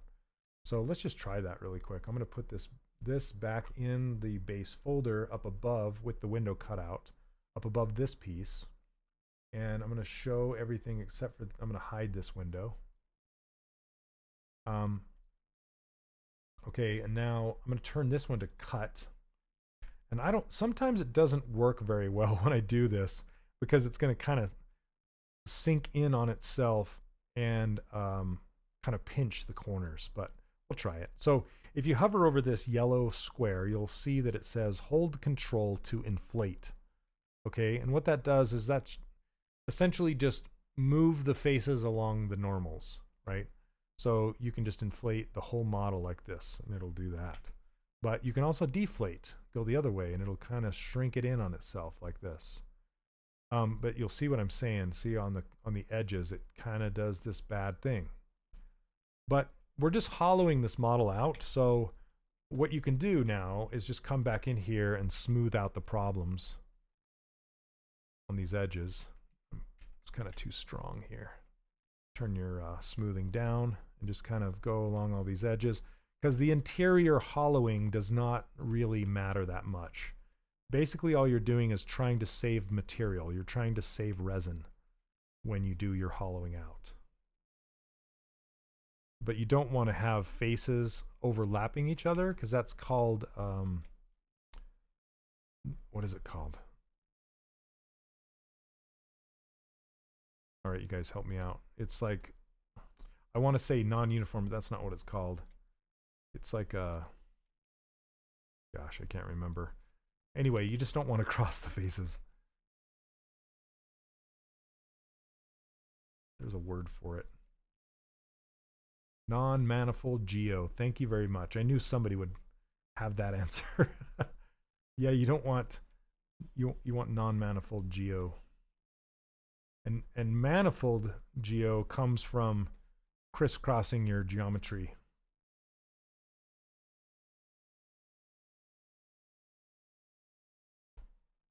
So it's really easy just to kind of do this to it. And now you basically want to have a hollow bottom. So what you can do is extend the bottom of this hollowing piece down and out the bottom of the model. So basically you can take this area right here, and let's blur the mask out and just pull it down. Okay, now if we look at this piece, you can see that it's going to, if I turn on live booleans, it's going to hollow it out. Okay, and it's, if we look at the window out in the front, here, let me change the color of this so you can really see it. I'm going to make it red. Maybe not earth-shattering red, maybe like that color of red. Okay, so I'm filling in the cut, and then I'll change it back to a white. Okay, so now you can see the interior is red, because that's what's getting cut out. And so this whole thing is now hollow. It did miss some pieces, like the turret and the, like these pieces right here in the top, because they're not in the same folder that this is being cut out of. So if I wanted to use this hollowing piece to chop out everything, I would save it till the very, very end and then do it to everything after it's all combined. And then I would hollow it out. But you can see how the bottom is hollow. See, the bottom has a big old hole in it. You just have to be careful when you do hollowing. So so you don't have too thin of walls. If your walls get too thin, then the print isn't going to work, right? So, and it looks like part of that hollowing, what I could have done is I could have added this front door to the hollowing, so it cut it out and made it better that way. You normally boolean at the end. Yeah, that's basically, I do my hollowing at the very end, but I did want to show you guys how it worked and how you could do it, and how, you know, the windows could punch all the way through to the hollowed out space inside. So when 3D printing, you usually want to keep your thicknesses at least, the best is like 3 millimeters thick or thicker.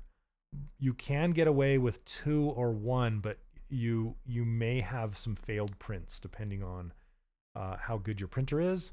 But so these cross members right here could get a little sketchy, but they could work. They could work definitely.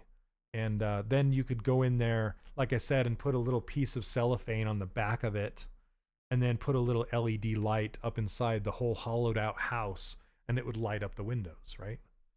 And so with this live boolean turned on, you can also go down to this hole. See, it's this window, this hole isn't deep enough to reach where it's hollowed out. So if I show actual wireframe of this, you can, it's pretty fun to watch. So if I push this through, you can see it come through, right? Whoop, there it is.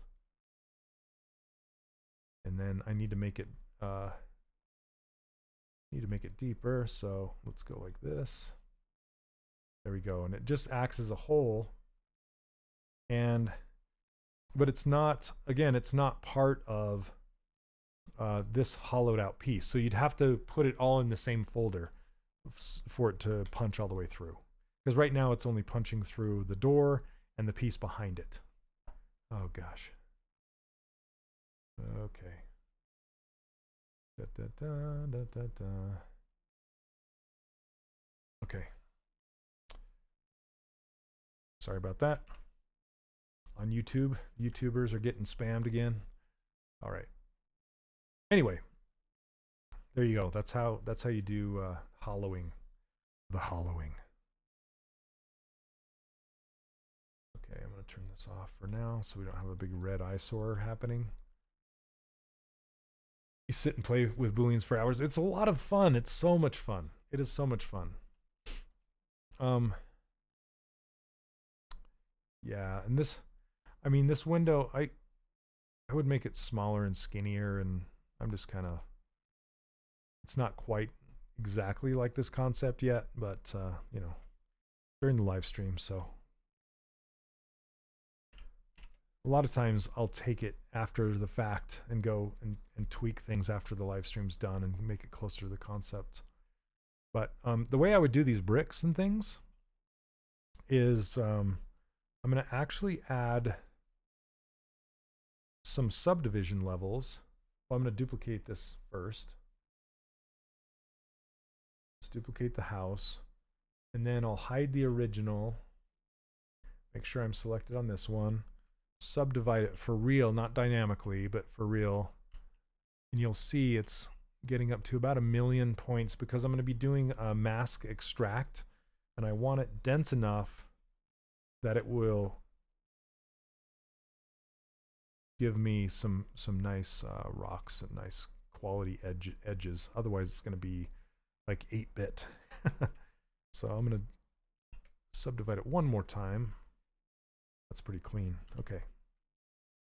So now I can just go in here and just kind of paint some stones in with a mask, like where Mitch has drawn them. And I'm going to go a little bit thicker than he drew this one right here.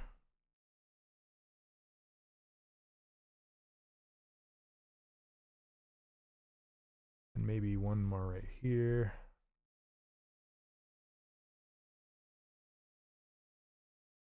And looks like there's one here. And you don't have to be perfect with this because you'll be editing it after the fact. If you've ever done a mask extract, you know what I'm talking about.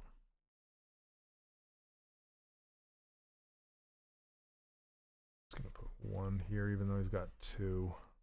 That little dot isn't gonna really work for what I'm doing.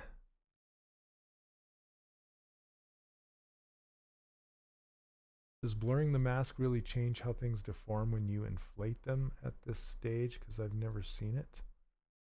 I'm not going to inflate them, but yes, blurring the mask does affect the inflate. I'm going to extract it. I'll show you here in a second. I could inflate them. So basically, if I inverted this mask and I went down to deformation and did like this inflate balloon, I think that's what you're talking about. I don't want to crash it. Please don't crash. Oh, there it goes. Okay. So see how they're all inflating through there? Oh, too much. Go back. Anyway, yeah, that's it. If you blurred the mask, it would affect the inflate, yes. But what I'm going to do is I like to keep all of my elements as separate pieces because it gives you the cleanest edges. So with this mask selected, I'm going to go to Subtool. And down here at the bottom, you'll see it says Extract. And I'm just going to use the default settings and just hit Extract and see what it gives me. Okay. Yeah. So that's just a preview. I'm going to hit Extract. That looks pretty good. And I'm going to hit Accept. Now that gives me a new subtool with all these bricks, and they're all masked off. But I can clear that mask, and I can just look at them by themselves. They're pretty thick because they're punched into the house itself. But basically what I can do now is I'm going to put them all in their own, well, auto groups. Okay, because I don't necessarily need the edge because I want to soften them. So I'm just going to use smooth and just soften them up because I don't want them so crispy. And I'm using super smooth is what Paul Gabriel calls it. And basically what that is a relax. And how you access it is you start to smooth by holding shift and then you let go and then it relaxes. And it evens out all the jaggies that is created from when you mask extract. Because it really gives you some nasty edges when you do that. That's why I don't use it very often. But you can smooth your way out of it if it's something like this. And then there you go, pretty nice little bricks. And then I'll probably push them in to the surface a little bit more so they're not sticking out in front of the wood. Yeah, there you go. And then what's nice about that, instead of inflating, is I can color these. I can color these whatever color I want. So, you know, let's go back to like that brick red or whatever. So let go of shift first for super. It's not super mask, it's super smooth. So the smooth brush has two functions. It has smooth, which is if you just hold down shift, it will smooth it. But if you, as you're smoothing, if you let go of shift, it will turn into a relax brush. Okay, so that's the difference. Okay, so I'm just picking this red brick color. Let's see. And then I'm going to fill this object. And then I'll select this. And let's go like a more of a tannish color. And fill that.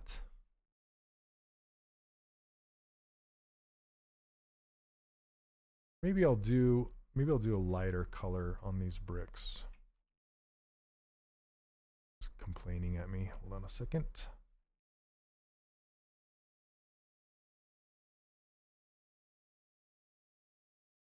Yeah, that looks better. Interesting. So when it didn't let go of the mask, so my mask is still there on the house. So even when you mesh extract, it will keep the mask there. So you have to clear that and then fill it. There we go. Okay.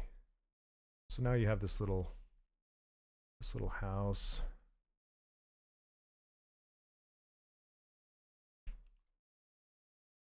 And I can fill these. Maybe this little planter box is like a darker brown. And the snow, of course, is not a dark brown. It's like I like to make snow like have a blue tint to it.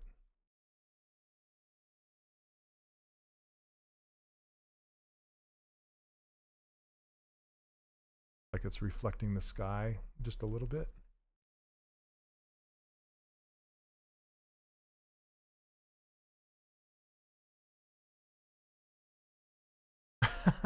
Looks like an asset for the toy box. Kind of, doesn't it? Yeah.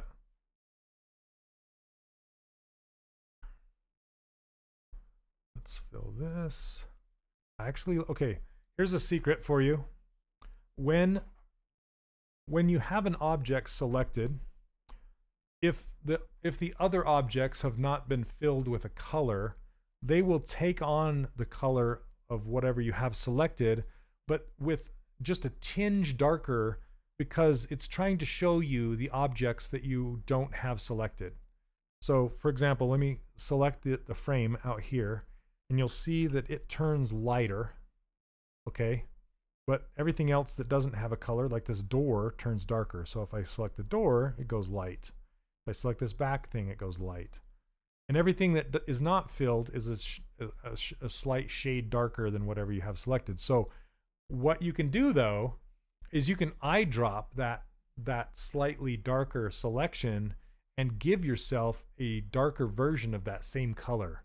It's like a nice little trick. So see, for example, see the brown up under here and the dark brown around the windows. I really like that color. So I'm just going to select it with my C, and then I'm going to use it. So see, this window and this door is now even darker. It's like one step darker.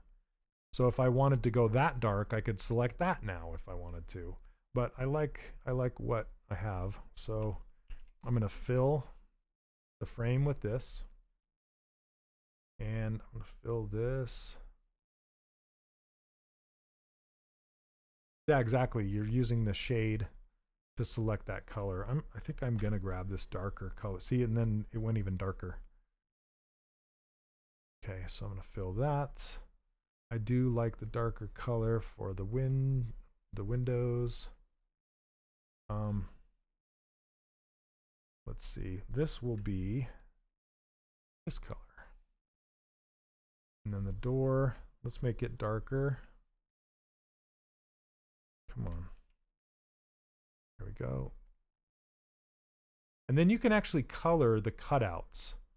So if you want to color this cutout a different color, you totally can. But I'm going to make it the same color as the door. Is there a way of preventing the other subtools from being filled accidentally? I deal with that issue all the time. So just so you know, they're not being filled accidentally. They're being temporarily filled until you fill them. Okay, it's just going to show you whatever color you have selected, but add a darker tint. And you're not accidentally filling them. That's by design. So they're not actually filled. It's just showing you what they would look like if you filled them. That's what I was trying to explain.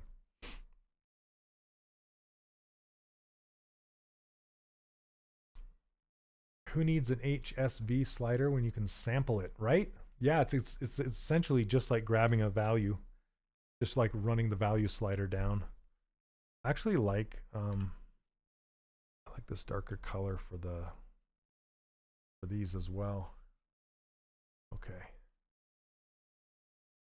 And then for the chimney does look like it's made of, okay, so I'm gonna grab this color, but see how it's darker? I think I'm gonna fill it with that color.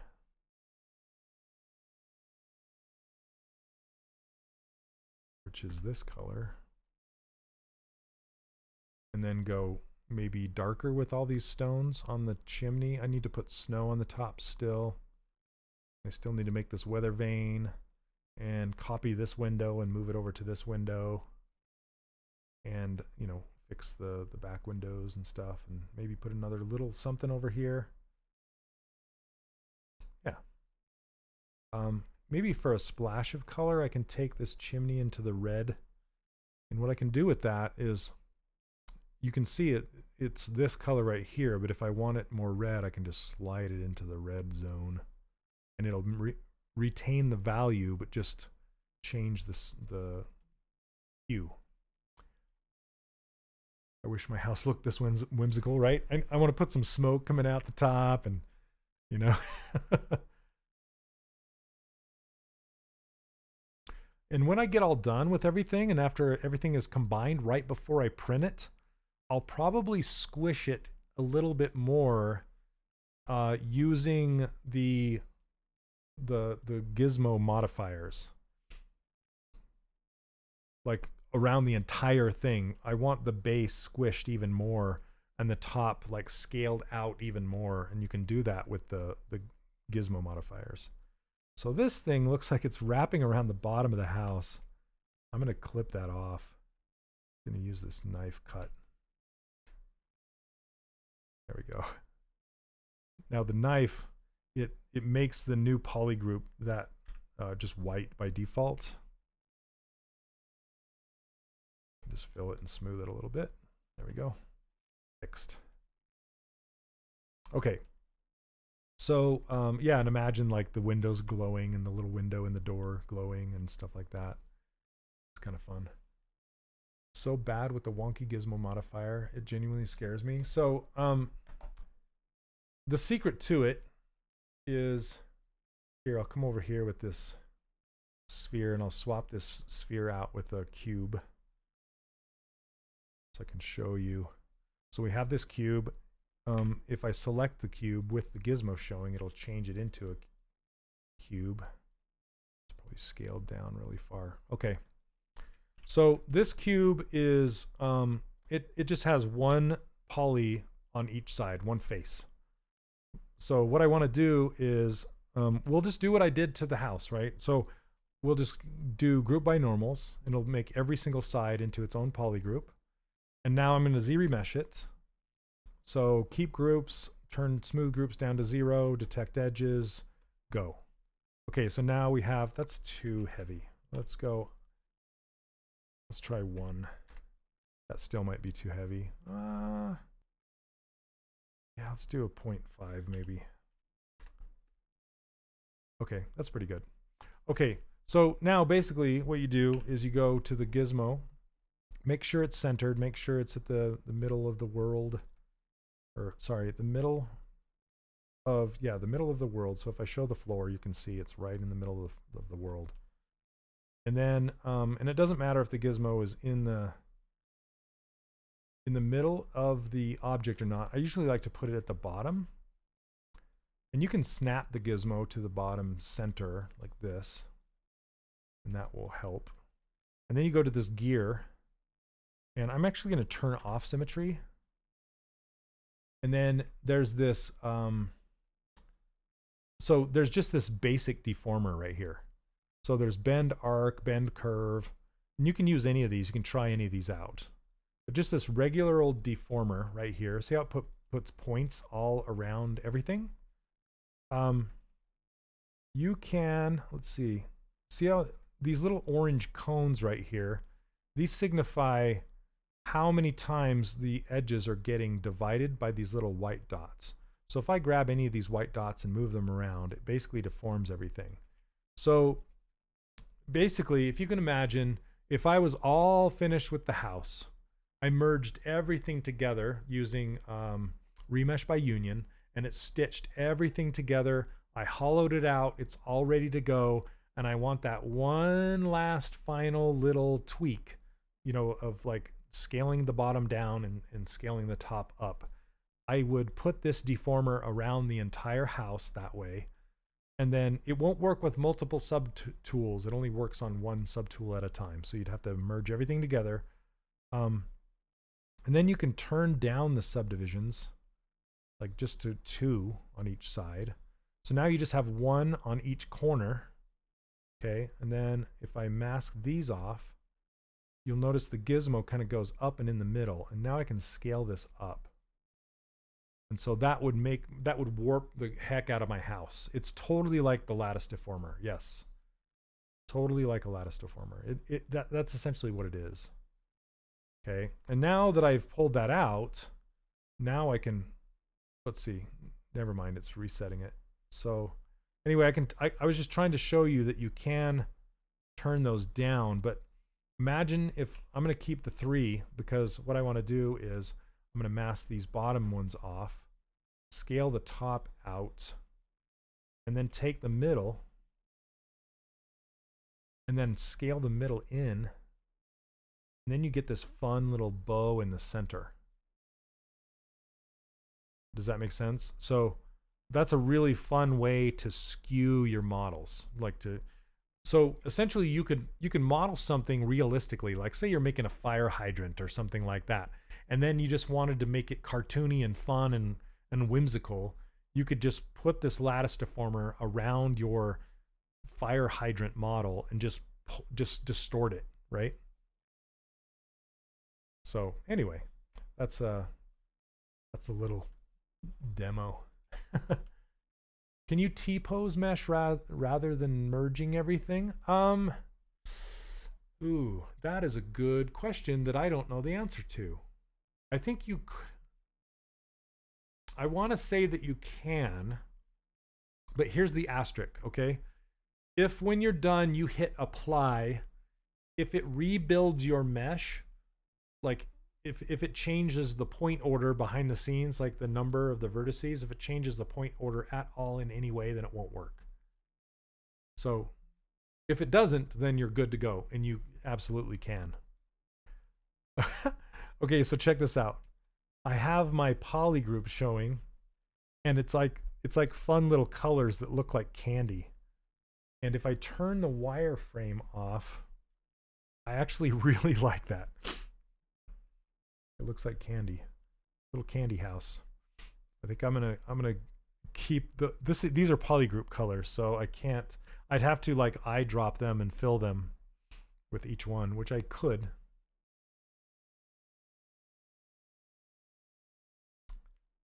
Yeah, it's like little sprinkles.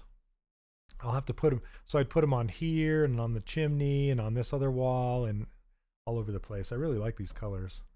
Let's see. Okay, let me try something here. So if I mask this one off and grab the color and fill it. Oh, it looks like I didn't fill. See, this is what you're talking about, accidentally filling something. Looks like I didn't fill this with the color. So that's just telling me it's not filled with the color.